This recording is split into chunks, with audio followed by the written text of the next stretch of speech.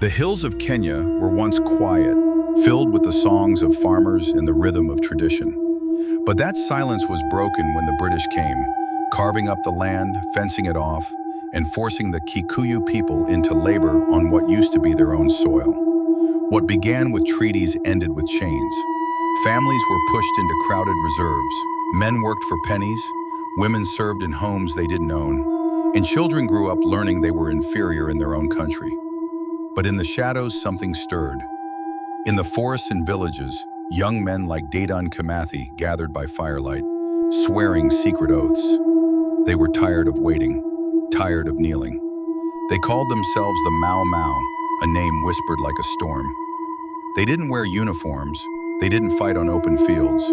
They hid in the trees, struck at night, and vanished by morning. They fought with machetes, with courage, and with fury. The British called them savages and struck back with unthinkable violence. Entire villages were rounded up. Over 1 million Africans were forced into detention camps. Torture became policy. People were beaten, starved, broken. Confess or suffer, inform or die. But even behind barbed wire, the Mau Mau spirit refused to break. Dedan Kimathi was captured in 1956, chained, tried, and executed. Yet even in death, he remained defiant. He didn't beg, he didn't bow, he died a symbol. And then, something changed. The British thought they had won, but their empire was bleeding. Their lies were exposed. The world began to see the truth.